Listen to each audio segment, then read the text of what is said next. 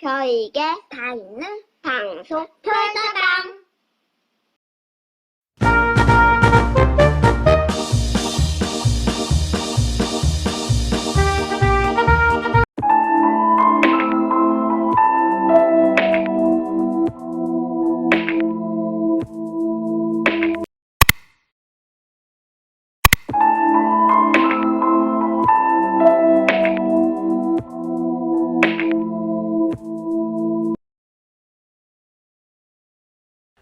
안녕하십니까.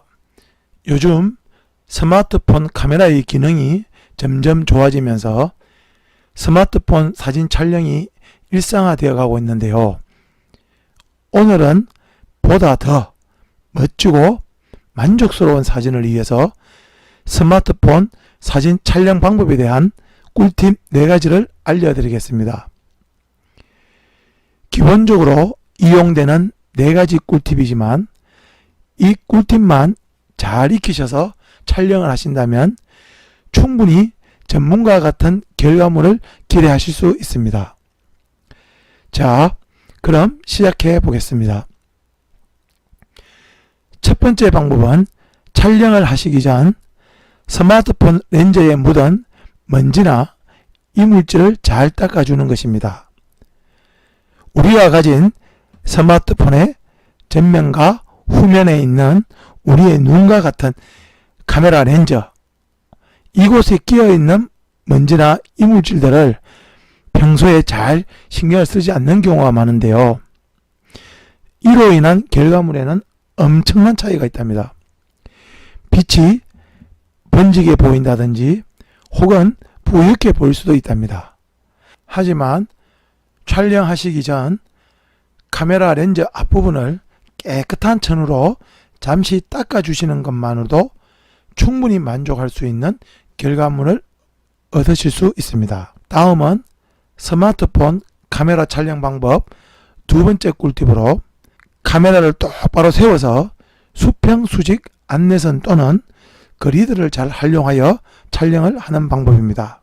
평소에 촬영을 하시는 경우 수평과 수직을 잘 맞추지 않아 삐딱하게 촬영하시는 분들을 종종 볼 수 있는데요. 이 경우에는 3곱하기3 안내선만 잘 활용하신다면 수평과 수직을 잘 맞추어 반듯하게 촬영하실 수 있답니다. 3곱하기3 안내선은 카메라 설정 화면에서 지정하실 수가 있는데요. 먼저 카메라 설정 화면에 대해서 잠시 설명을 드리겠습니다. 우선 카메라 아이콘을 터치하신 후 카메라 화면 좌측 상단에 있는 톱니바퀴를 터치하시면 카메라 설정 화면을 보실 수 있습니다. 물론 스마트폰의 안드로이드 버전에 따라 기기마다 조금씩 다를 수는 있으나 전체적인 기본은 거의 비슷하답니다. 일단 제가 가지고 있는 갤럭시 9 버전에 맞추어서 설명을 드리겠습니다. 먼저 사진 크기에 대해서 알아보겠습니다.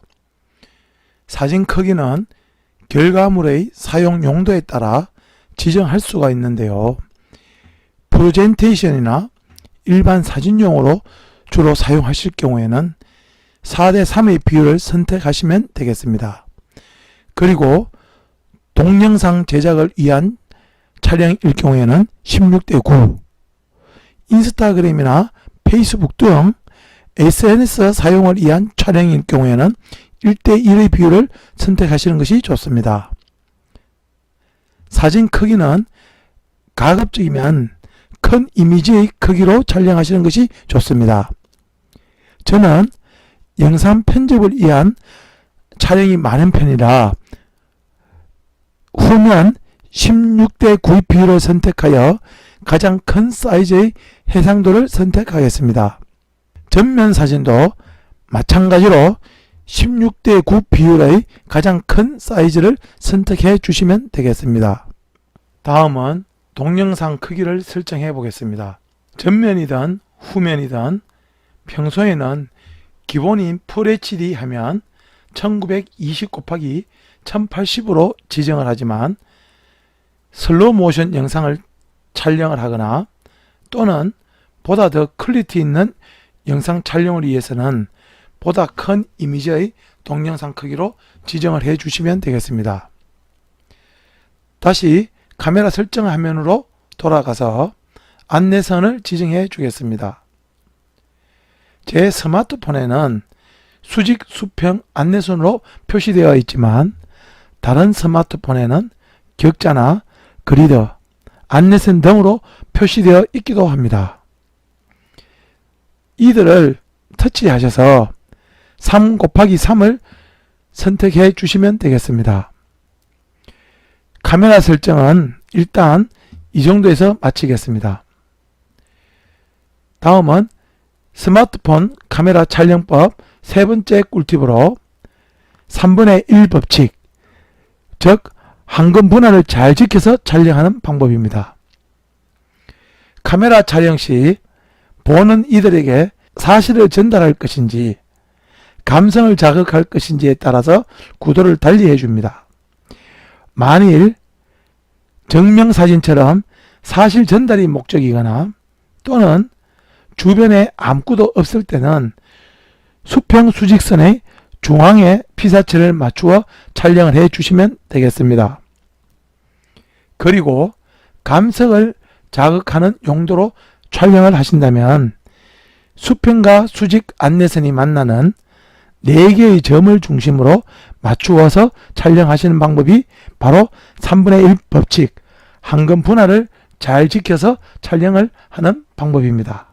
다음은 스마트폰 카메라 촬영 방법 마지막 꿀팁으로 내가 촬영하고자 하는 주제가 무언가를 생각하며 원샷, 원스토리 촬영, 즉 주연을 주연답게 촬영하는 것입니다. 주변을 최대한 정리를 하여 주연에게 시선이 잘 끌리도록 주연을 잘 돋보이게 촬영하는 방법입니다.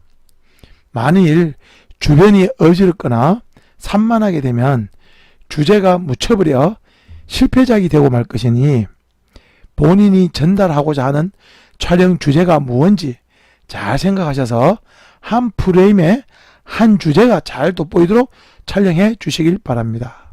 지금까지 스마트폰 촬영 방법 4가지 꿀팁에 대해서 살펴보았는데요. 어떠세요? 별로 어렵지 않으시죠?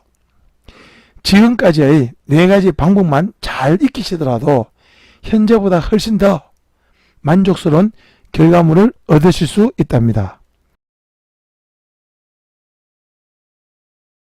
스마트폰 통화 중에 일어나는 여러 가지 상황에 대한 대처 방법에 대해 공부를 하겠습니다. 가끔 보험회사나 은행 또는 각종 제품에 대한 AS 문의 전화를 하시다 보면 메뉴에 따라 숫자 자판기를 사용하는 경우가 있습니다. 또는 부득이하게 스피커폰을 이용해야 하는 경우나 통화 내용을 녹음해야 하는 경우, 그리고 통화 중에 여러 가지 앱이나 연락처, 인터넷 검색을 해야 하는 경우 등 전화 통화 이외에도 통화 중에 일어나는 여러 가지 상황에 대한 스마트폰 작동법을 몰라 당황하신 분들을 종종 뵌 적이 있는데요. 단 몇 가지의 스마트폰 작동법만 이해하셔도 당황하신 경우는 절대 없을 텐데 말이죠. 오늘은 통화 중에 일어나는 각종 상황들, 그리 어렵지는 않지만 일상생활에 정말 중요하고 꼭 알아야 되는 스마트폰 작동법에 대해 자세히 알아보겠습니다. 먼저 통화를 위해 상대방으로부터 걸려온 전화를 받아보겠습니다.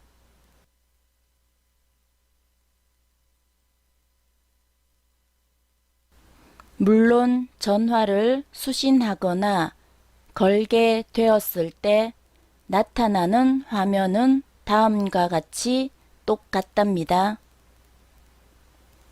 여기서 녹음, 스피커, 키패드, 홈 버튼 네 가지만 잘 기억해 놓으시면 사용법 익히기는 정말 쉽답니다. 먼저 상대방과의 통화 내용 녹음이 필요한 경우에는 녹음을 터치해 주시면 됩니다. 녹음 내용은 내 파일, 오디오, 콜에서 확인하실 수 있답니다. 다음은 전화 수신 내용을 스피커를 통해 크게 들으시려면 스피커를 터치해 주시면 됩니다. 스마트폰을 눈으로 확인하면서 통화해야 하는 경우가 종종 있는데요. 이 경우에 주로 사용하는 기능입니다. 먼저 숫자 키보드를 보면서 통화를 하여야 하는 경우를 예를 들어 보겠습니다. 상대방과의 통화나 자동 응답 전화 시 숫자를 눌러 확인해야 하는 경우가 종종 있습니다. 이때는 먼저 스피커를 터치하여 스피커폰으로 전환해 준 후 키패드를 터치하여 숫자 자판기를 화면에 띄워줍니다. 그리고 상대방과의 통화 자동응답 전화의 지시에 따라 필요한 숫자를 터치해 주시면 됩니다. 또 다른 경우로는 상대방과 통화 중에 연락처 또는 인터넷 검색을 해야 하는 경우도 있습니다. 이 경우도 앞의 경우와 마찬가지로 상대방의 이야기를 들으면서 통화를 해야 하므로 스피커를 눌러 스피커폰을 켜준 후 스마트폰의 다른 작업을 위해 홈 버튼을 눌러 전화 통화 상태의 화면을 홈 화면 상태로 만들어 줍니다. 홈 화면 상태로 변경이 되어도 통화에는 전혀 지장이 없답니다.